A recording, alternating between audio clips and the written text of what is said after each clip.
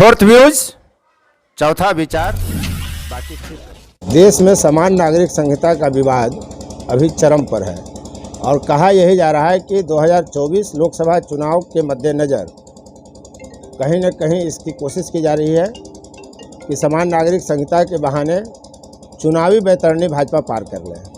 हमारे साथ हिंदू विचारक हैं संगीत रागी जी, अक्सर इनको आप टीवी पर देखते होंगे और खुलकर बात रखने के लिए ये जाने जाते हैं। सर, समान नागरिक संहिता अभी क्यों, इसकी ज़रूरत क्या है?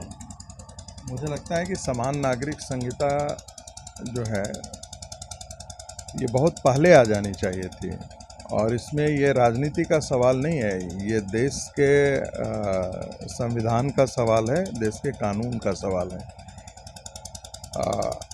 बहुत सारे लोगों को ये बात ही नहीं समझ में आती है कि समान नागरिक संहिता का मतलब क्या है। जो आप प्रॉपर्टी का राइट्स देखते हैं, एडॉप्शन का राइट्स देखते हैं, सक्सेशन का राइट्स देखते हैं, यही बात तो है। तो आप अलग अलग कानून बना दीजिए। नहीं, बहुविवाह पर एक अलग कानून ले आइए जो पूरे देश में लागू हो। नहीं, बहुत सिंपल चीज़ है कि जब आप सबके लिए क्रिमिनल लॉ एक हो सकता है तो सबके लिए सिविल लॉ एक क्यों नहीं हो सकता है? अभी आपने कहा कि और पहले आना चाहिए था, तो 9 साल से तो सत्ता में आप ही लोग हैं। नहीं, देखिए, मैं तो इसलिए कह रहा हूँ कि ये संविधान के directive principles of state policy में है और उसमें ये है कि भाई सरकार को ऐसा कानून लाना चाहिए, भविष्य में लाना चाहिए। अब भविष्य एक ऐसा हो गया है जो 70 साल तक जिसका निर्णय नहीं हुआ। नेहरू ने संसद में कहा कि उस समाज की सहमति से लाएंगे, वो समाज आज तक सहमति देने से इनकार करते रहा।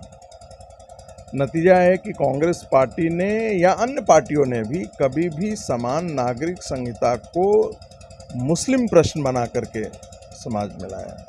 ये मुस्लिम प्रश्न है ही नहीं। अब भारतीय जनता पार्टी ने, चूंकि आपने देखा होगा कि भारतीय जनता पार्टी के जितने भी नेशनल एग्जीक्यूटिव काउंसिल के मीटिंग्स रहे 70 के दशक में, 80 के दशक में और अभी तक, कुछ ऐसे मुद्दे थे जिसे हम भारतीय जनता पार्टी के कोर मुद्दे बोलते थे और वो एक चलता रहा। जैसे आपने राम मंदिर का मुद्दा है, तो राम मंदिर का मुद्दा जब उठा तो राम मंदिर के जब से प्रश्न आया राम मंदिर का, तब से राम मंदिर के प्रश्न को भारतीय जनता पार्टी ने ये किया। आर्टिकल 370 का प्रश्न था, आर्टिकल 370 के प्रश्न को हमेशा भारतीय जनता पार्टी ने अपने मैनिफेस्टो में स्थान दिया। उसमें से एक यूनिफॉर्म सिविल कोड भी था और यूनिफॉर्म सिविल कोड पर संविधान सभा में बहुत बड़ी बहस हुई थी और जब शरीयत लॉ की बात आई थी तो अंबेडकर ने कहा भी था कि जो शरीयत लॉ है वो 1937 में कोडिफाई हुआ है, ये तो ब्रिटिश ने कोडिफाई किया। जो पश्चिम भारत के मुसलमान थे और जो दक्षिण भारत के मुसलमान थे, जो केरला के मुसलमान थे और जो कोंकण एरिया के मुसलमान थे और जो मध्य भारत के मुसलमान थे, इन सबों में एडॉप्शन प्रॉपर्टी राइट्स की अलग अलग परंपराएं थी, ठीक है। लेकिन उसको मुस्लिम पर्सनल लॉ के तौर पर ला करके एक कानून बनाया। यदि कि आप डाइवर्सिटी को, जो मुसलमानों के अंदर मौजूद डाइवर्सिटी थी, उसको तो आपने ख़त्म कर दिया।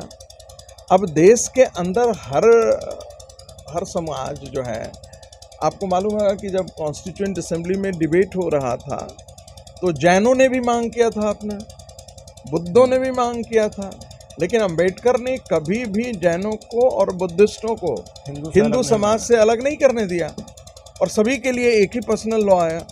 तो ये बात बार बार ये उठते रहा है कि भाई यदि आपको क्रिमिनल लॉ से इस्लाम खतरे में नहीं है तो सिविल लॉ से इस्लाम खतरे में कैसे आ जाता है? एक, अमेरिका के अंदर, यूरोप के अंदर सिविल लॉ मानते हैं, वहाँ इस्लाम खतरे में नहीं होता है, भारत के अंदर आपको क्यों इससे परेशानी हो जाती है?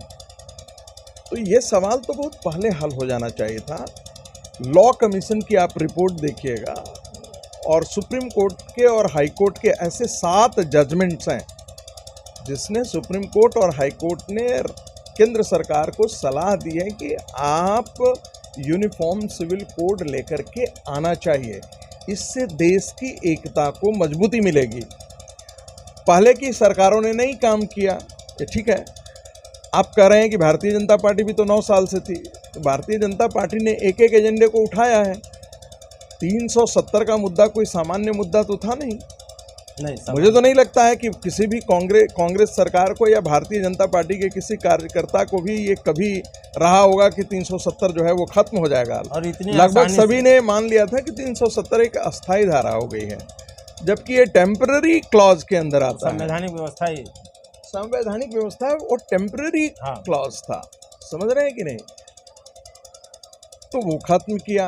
अयोध्या का मुद्दा एक ऐसा ही था जिसे लगता था ये कभी हल नहीं होने वाला है, वो भी हल हुआ। फिर जो है यूनिफॉर्म सिविल कोड पर लॉ कमीशन ने पहले से ही काम किया था, पहले भी काम कर चुके हैं। अटल बिहारी वाजपेयी के समय भी इस पर काम हुआ था, लेकिन वो जो मूर्त रूप देना हुआ, मुझे लगता है नरेंद्र मोदी की सरकार जो है अपने तीनों कोर एजेंडे को मुझे लगता है कि संपन्न करेगी 2024 से चुनाव से पहले। लेकिन ये चुनाव का मामला नहीं है, मैं बार बार कह रहा हूँ, ये संविधान के मामला है। एक देश में एक ही प्रकार का कानून सभी पर लागू होना चाहिए, इससे किसी को क्यों मतभेद होना चाहिए? उसके लिए पर्याप्त बहुमत तो आपके पास ना लोकसभा में है ना राज्यसभा में, तो फिर तो ये चुनावी एजेंडा ही है, प्रोपेगेंडा। नहीं, आपको कैसे ये है? इसके लिए मुझे नहीं लगता है कि इसके लिए जो है वो चुनावी बहुमत नहीं है। 2/3 बहुमत तो नहीं है। देखिए 2/3 बहुमत हो जाता है। बहुत सारे ऐसी पॉलिटिकल पार्टियां हैं जो कहती हैं कुछ और करती हैं कुछ। 2/3 बहुमत से कोई संविधान, सारे संशोधन जो होते हैं वो 2/3 बहुमत से नहीं होते हैं। कई संविधान संशोधन जो है आपको मालूम होना चाहिए कि सामान्य बहुमत से होते हैं। दूसरा संविधान संशोधन है जिसे कहते हैं स्पेशल मेजॉरिटी, वो 2/3 बहुमत बहुत कम लोग जानते हैं। 2/3 members present and voting but not less than 50% of the strength of the total house, इतना ही चाहिए होता है। और ऐसे कई कानून बदला है भारतीय जनता पार्टी ने। सदन में उपस्थित ही नहीं। यदि मान लेते हैं कि 2-4 पार्टियां अनुपस्थित हो गई तो काम हो जाएगा। क्या ऐसे कानून भारतीय जनता पार्टी ने संसद में नहीं पास कराया? बिल्कुल पास कराया है। तो मुझे नहीं लगता है कि ये बहुत, आपने देखा होगा कि अरविंद केजरीवाल की पार्टी ने समर्थन दे दिया है। कई अन्य पार्टियां भी आएंगी जो इसका समर्थन देंगी। ऐसा उम्मीद कीजिए कि देश के लिए, देश के भले के लिए बहुत सारी पॉलिटिकल पार्टियां आएंगी जो ऐसे कानून को मान्यता देने के लिए तैयार होंगी। कई बार तो टेलीविज़न डिबेट में वो कहते थे आप लेकर के आइए तो सही, अब लेकर के आने वाले हो। उम्मीद है कि भारतीय जनता पार्टी लेकर के आएंगी। आपने कहा कि तीनों कोर मुद्दे भाजपा खत्म करने वाली है। खत्म नहीं करने वाली है, उसका समाधान करने वाली है। राम मंदिर का मुद्दा लगभग खत्म हो चला, 370 खत्म ही हो गया अब सामान्य जैसे। अगला मुद्दा क्या होगा?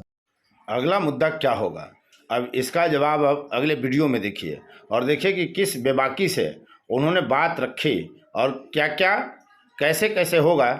बहुत कुछ वे ऐसी बात बता रहे हैं जो आपको जानना जरूरी है यदि भारत की राजनीति में थोड़ी भी दिलचस्पी रखते हैं। शीघ्र ही अगला वीडियो भी हम लेकर आपके बीच आ रहे हैं। अब तक इस वीडियो में बने रहने के लिए आपको बहुत बहुत धन्यवाद। आप देख रहे थे फोर्थ व्यूज और मैं उपेंद्र कश्यप। संगीत रागी ने आगे क्या कुछ कहा हम अगले वीडियो में लेकर आएंगे। धन्यवाद। फोर्थ व्यूज, चौथा विचार, बाकी फिर